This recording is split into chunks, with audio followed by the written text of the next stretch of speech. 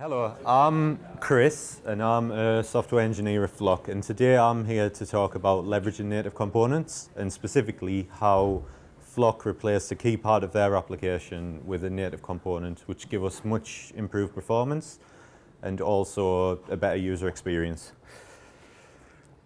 So just a quick overview of what I'm going to talk about. I'm going to give a quick introduction to Flock and then go over the problem, a couple of solutions we came up with, and then finally just delve into how native components are built. So just a little bit about me. I have built native apps in the past. When I came to Flock, we decided that we wanted to replace the map, which is sort of the key part of the application, with a native component. I'll go into how it was originally built in a bit. At the time, the documentation was a bit lacking on how to actually build a native component. There was bits missing. So this is going to be a fairly dense talk. It's going to cover just about everything you need to know to build a native component. So I've made it as, tried to make it as easy as possible to follow along, but as always, if you've got any questions, just sort of put your hand up and ask, and I'll do my best to answer. So Flock essentially sells drone insurance through a mobile app. And we do that by calculating the risk at a given point in time and a specific location, and then we convert that risk into an actual monetary value, which is then what we sell the insurance for. So this is the app. This is like the main screen that a user will end up on. You can see they move the map around. The price at the bottom will be going down because we're getting into a less risky area.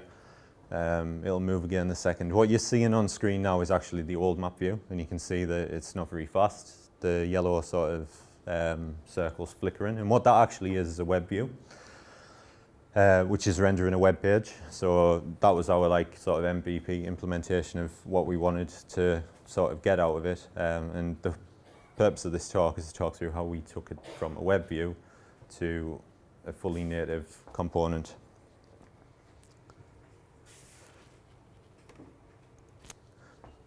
So we had a few options when we sort of set out to build this. One was obviously we needed to get rid of the web view. First option would have been to try and build this with existing React Native components that are out there. So we definitely could have found a map view. There's plenty of map views to choose from. But the way this thing is actually built, I'll just bring it back up, so I shouldn't have gone forward one, is this background bit here is a map, and then this bit in the middle here is actually another map that's been clipped. So we'd somehow need to find a clipping view, and that's probably going to be a lot more difficult to find, like a one off the shelf that's going to be able to clip something to a circle in the middle of the screen with a yellow bar around it. It's also, like, under the hood, quite a complex task to clip a view like this. What actually happens is the system has to render the background, then it has to render the foreground fully, and then it actually clips the view and has to compose them on top of each other. And that's called a two-step render or two-pass render. So when you take into account sort of flinging the map around and trying to get a 60 frames a second buttery animation, that's quite difficult, and sort of more than 5 years ago that would have been difficult to do in a fully native app. Devices now, fortunately, are a lot more forgiving. We've got a lot more graphics performance, so just sort of clipping a view like that is definitely possible. The biggest issue we had with doing this with sort of off-the-shelf React Native components is the overhead with communicating from JavaScript to the native side. Every time this map moves, it's going to have to send a message from the native side to JavaScript, then we're going to have to send a message back from JavaScript to the native side, so that the two maps can be kept in sync. And that's a huge amount of overhead when you think this map is moving 60 times a second when you're moving it around. So we ultimately decided that the best way to approach this was to bring as much of it into the native side as possible, and then just sort of export that through a native component. And by doing that, we're not really helping with the performance potential issues, but we are reducing the overhead on the bridge to a single message when the map finishes animating to say that the position's changed, so we can recalculate the price. The yellow circle represents the area in which you'll be insured. So the circle in the middle is the insurance area. The grayed out bit is the non-insured area. So what is a native component? So a native component represents a view on screen, and a view can just be defined as a rectangle of content within the application. From a sort of interaction perspective, from the JavaScript side, they're exactly the same as normal JavaScript components. They've got props, callbacks, events. You can call methods on them through what are called commands, which I'll get onto in a second. You can get refs to them. You can send styles to them. I'm not going to cover styling in this talk because we didn't really have to do any of it.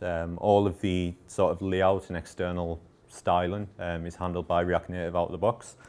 So we didn't really have to touch any complex styling, but styling is definitely something that is supported.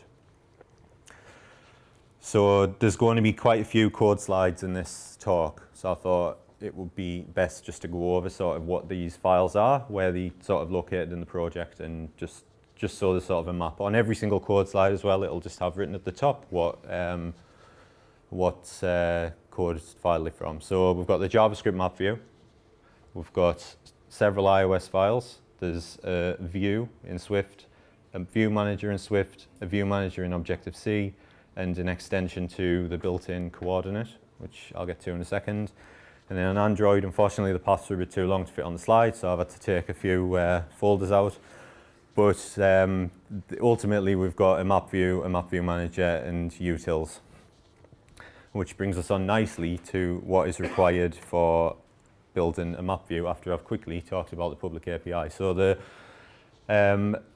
the view itself, from a JavaScript perspective, has this sort of API. So we've got a coordinate, which can be defined as a sort of structure with a latitude and longitude. We've got props with a center coordinate, so that's where the user is sort of moved the map to.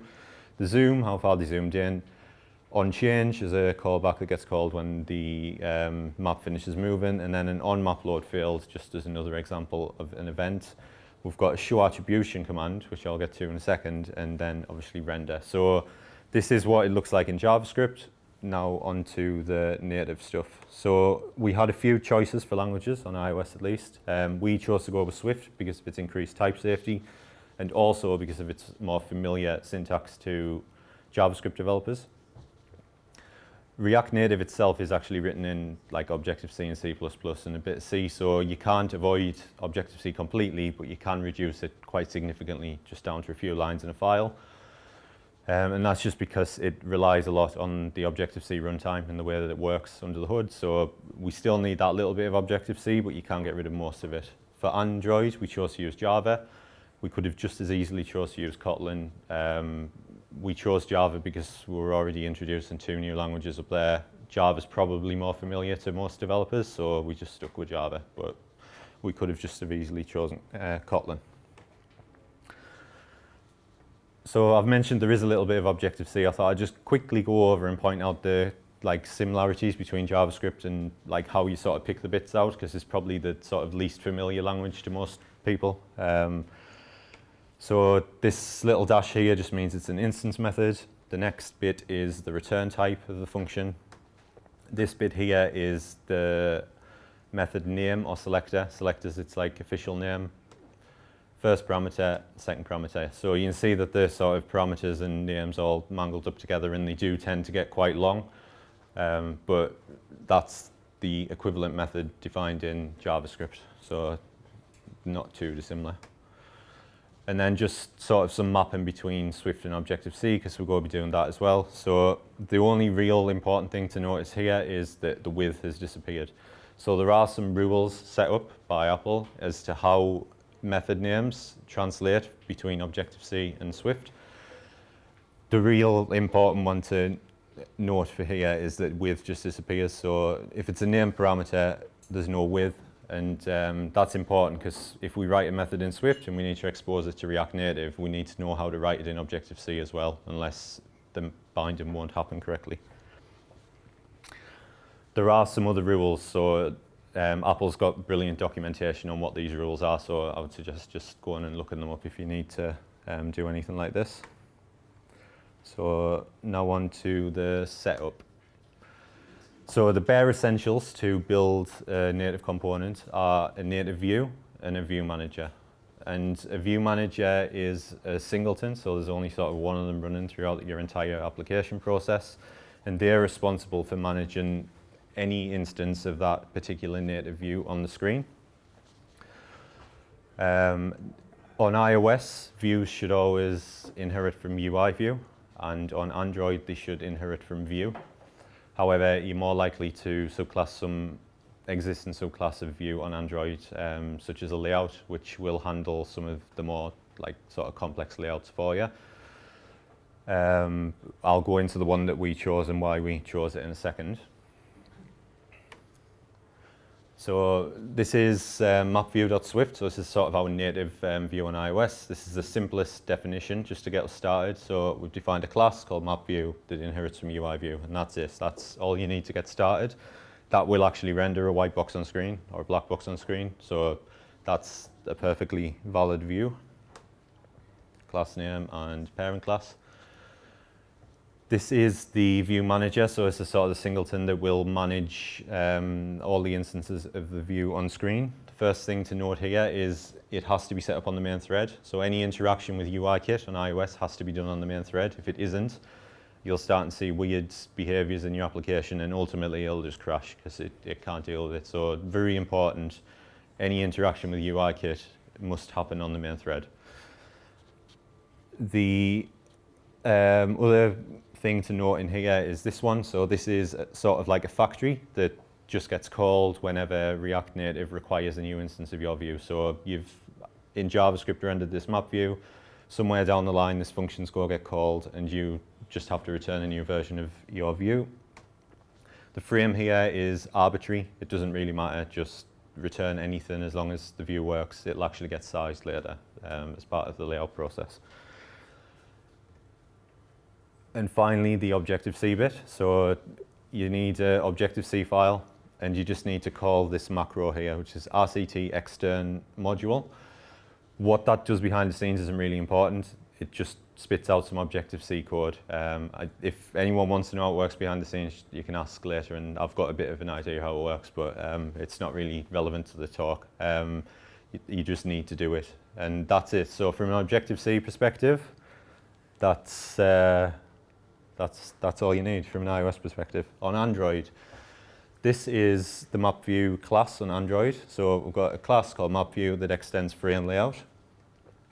We chose to use frame layout because if you think about our MapView, we've got sort of loads of views that are full screen and need to stack on top of each other. And that's exactly what frame layout does. It stretches its children to be the width and height of itself, and then just stacks everything else on top. So perfect layout for us, that one. Again, on Android, we need a view manager. It's got a factory as well. It's just named slightly differently. This just returns a new instance of our map view.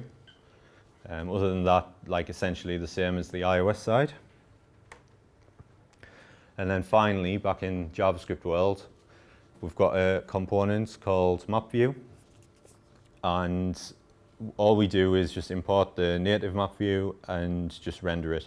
So the reason for this is, there's a couple of reasons for it. So firstly, it keeps the fact that this is a native component away from the rest of your application. You don't want to be creating this thing all over the place, because you might swap out the implementation for this at any point. You might decide to go to a more React Native approach.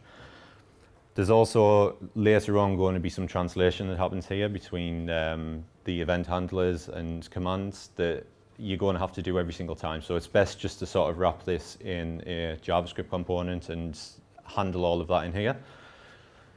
The other reason is it actually just makes it a little bit easier to test, because you can just mock this file and you don't have to start mock and require native component and figuring out what that's going to return and stuff. So definitely always wrap your native components in another JavaScript component.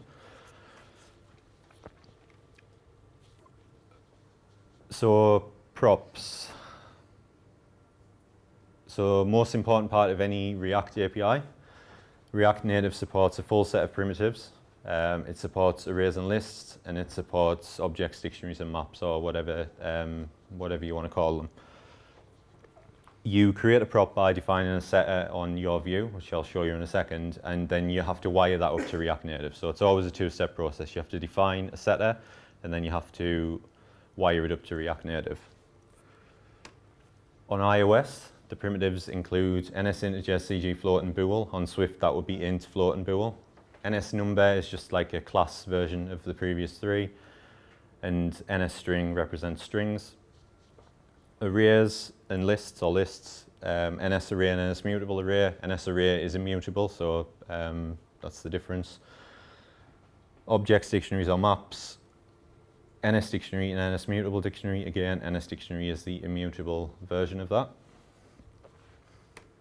On Android, we've got integer, float, boolean, and string. Arrays and lists, it's readable array and writable array. Objects, dictionaries, and maps, it's readable map and writable map. These things here are actually interfaces, so you can't instantiate them directly. If you do need to create one, you can use the arguments class, which is sort of like a factory to create these. There's actually a couple of implementations of each one of these, and arguments will just create the right one for you. So yeah, you can't instantiate them things directly. That's great for simple data structures, but most times it's not. You're going to have an object with various different properties, and I just thought I'd cover some patterns for dealing with them, because what we don't want is just to have our views and view managers littered with conversions between dictionaries in JavaScript and our custom types in our native code. So out of the box in iOS, there's actually a class called RCT convert, and I saw a few problems with this. So it only works one way as far as I can tell, and the other problem is, well, not problem, the other reason is that it really only saves you one line of code when you are bringing them in. So we chose to use categories and extensions on iOS, which I'll go over in a second, and utilities on Android because categories and extensions aren't supported in Java. So this is an extension in Swift. So CL location coordinate 2D is a struct from Apple's frameworks that represents like a latitude and longitude. An extension allows you to add new functionality to an existing type. So in this case, we've added an initializer and a function to convert it to and from like a JavaScript representation. So a dictionary or an object that has a string as a key and a double as a value. You can't add extra data to classes or structs like this. You can only add extra functionality. So that's that. This is the map view. So this is a setter here for setting the center. So this is the first part of our prop creation. That's there, the custom initializer we've just defined for that coordinate type. And there's two ways of sort of doing this. You can either just directly set the value on like internal views, if you've got them. We did, because we had like a couple of map views and a clipping view. However, if you're doing some custom drawing and you haven't really got anywhere to store these properties, you can just store them yourself and then just ask the view to re-render itself. So example of where we did that was the sort of yellow circle in the middle. That was drawn with like core graphics and custom drawn. There's no property on views to like express that, so we needed to store that value ourselves and then just ask the view to re-render on the next sort of tick. And then to export these to React Native, you just need to use another macro in Objective-C. And this particular one is RCT export view property. You just give it the name of the property in Objective-C and then the type of the property as well. And that will just let React Native know about it so it can like sort of send them back and forward. On Android, it's a very similar story. So we haven't got extensions, so this is just a utils class. It has a from React and a to React method. It takes a readable map, which is just a like dictionary or object in Java, and returns a lat long, which is just latitude and longitude. And then the inverse of that takes a lat long and returns a readable map. So same principles as before, it's just using a utils class instead of an extension. This is the Android implementation for the setter. So just set center, new lat long value, and then just set it directly on our internal map view. And then to wire it up, you just need a function defined which accepts an instance of your view and a new value. Remember, these manage multiple views, so this is the view that you need to set the prop on. and then just call the setter from in here. We use the utils class to convert from a React value into our lat-long value, and this is the bit that lets React Native know that the prop exists. And it's just an annotation on the method that accepts a name, and in this case, just center. So that's props. Events. Events are just like props for when things change. I've all used them in normal React. So some examples on change, on start, on finish, on something did fail to load. There's two supported types of events in React Native. First one is direct, second is bubbling. So starting with bubbling, this is very similar to a DOM event where a parent component can capture the event from a child component. So on click, perfect example, you've got 6 views inside of another view. The parent can capture that on click and do something about it.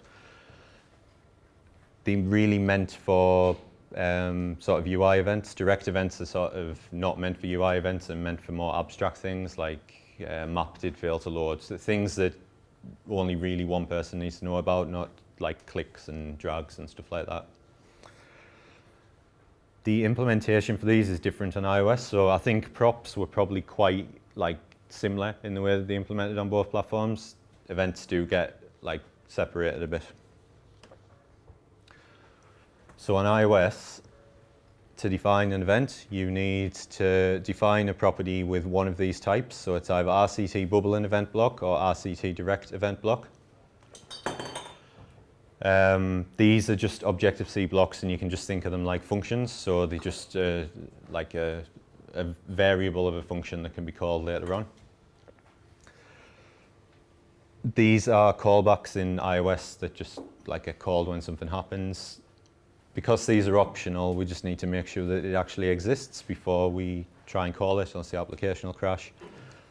And then just call it like a function. So on change, just is that there, and then just pass through the value that you want to remit back to the React Native side. This is just an example of a direct one. This particular one doesn't take a value. It doesn't really matter. The map's failed to load. I suppose we could have passed the error back there as well. And wiring it up is exactly the same as a normal prop on iOS, just RCT export view property, the names of the props, and the types of the variables. That's it. On Android, things get a bit more complicated. So in order to emit an event, you need to get hold of this thing here, which is the RCT event emitter. And the only way to get that is from the context. Now, by default, every view's got a context on Android, but it won't be typed as React context. It'll be typed as context probably. So first thing you need to do is cast that into a React context, which we can be fairly confident it is because like it's a React Native view. And then call get.js module on it. That'll return an event emitter, which we've got here. Construct the event, and then finally just call the receive event function, which will emit the event. You need to pass through the ID of the view because the event system needs to know what component this is being emitted from, the name of the event, which I'll get to in a second, and then the event data itself, which is just defined here.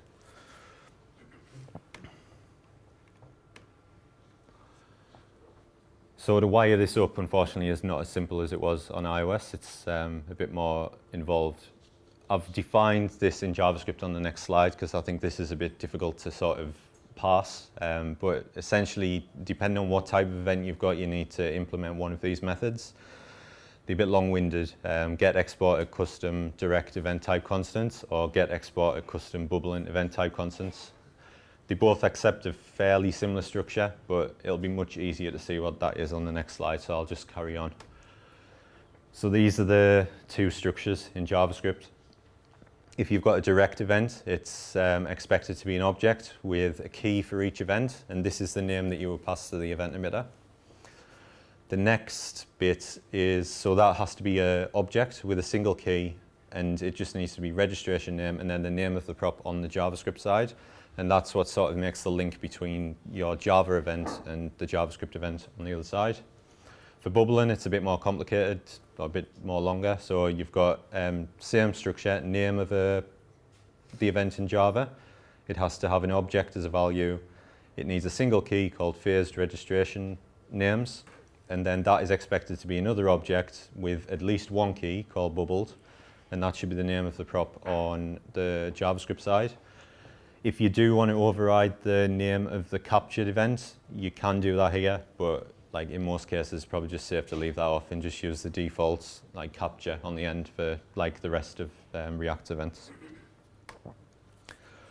And then to wire this up in JavaScript, just define a handler that you can pass through to the view. Make sure that you've actually got the proper variable, because most of these are probably going to be optional. And then just extract whatever information you need out of the native event and just emit it. And it's as simple as that, really. There's this translation layer here, just so that like we're not emitting native events all over the application, just in case there's any ever change to this API in some way. It just saves us from having to change the code everywhere.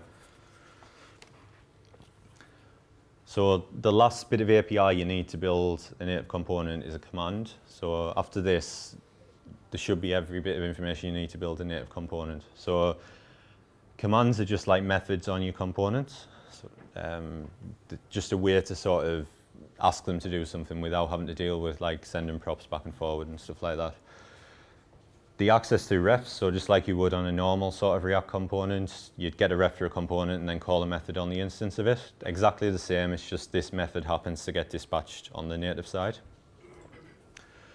Again, different implementations on iOS and Android, but I've got examples of both.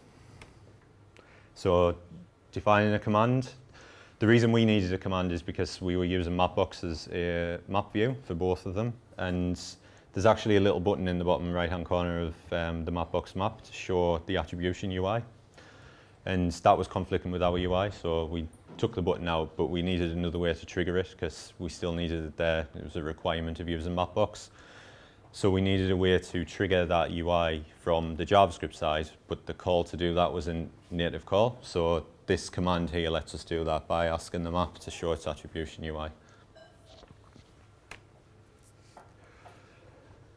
This is the view manager part side of it. So show attribution is the name of the command. Notice the underscore here. So this is another bit of Swift translation. So because this isn't show attribution with React tag, it's just show attribution React tag. The underscore is there to sort of map that into what an Objective-C method would look like. So it's a little bit of like naming conventions again. So right at the beginning of the talk, I said you must interact with UIKit and all its various friends on the main thread. So that's requirement number one of this, because this might not be called on the main thread. We don't know, it's not documented. Second is they actually recommend that you do any of these commands after any updates are finished to the view. So there is because you might block the rendering of it or something if this is like a really sort of intensive task, especially considering it needs to be done on the main thread. So to do this, React Native provides a class called UI Manager that lets you add a block of code to be executed later on the main thread after any view updates have happened. And this will call you back with a view registry. Now this comes in Swift as optional. I'd be surprised if it ever would be optional, but because it's coming through as optional in Swift, we actually have to deal with that. So first line, just make sure that it actually exists. Second line is just to find our map view based on the tag that was passed in here. So on iOS, views in the view managers are represented by a tag. On Android, it's an ID. On iOS, it's a tag. This registry here is just a dictionary from NS number to UI view, and because it's coming from Objective-C, it's not that well typed. So we have to unfortunately force cast it to be a map view, unless we wouldn't be able to call any commands on it. So that's what this sort of code is doing here. And finally, just on the instance of the map view, call show attribution. That'll show the show attribution UI for the user to look at.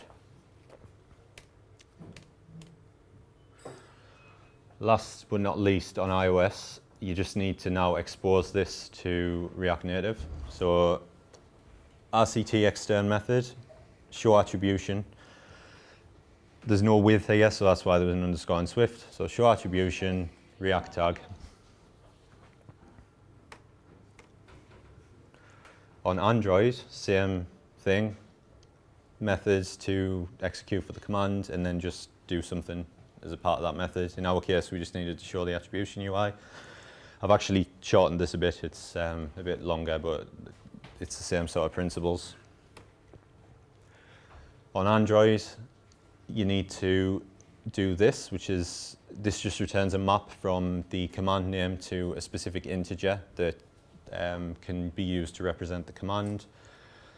And then lastly, just override receive command.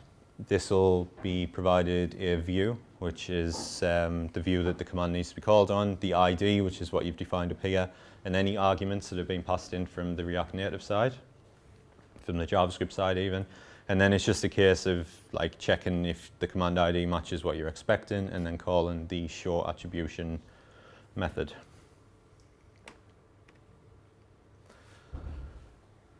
In JavaScript, get a ref to the native component and then just define a method here. Like if someone needs to call this method, they would then have to get a ref to this JavaScript component as well. So the sort of two refs have to happen.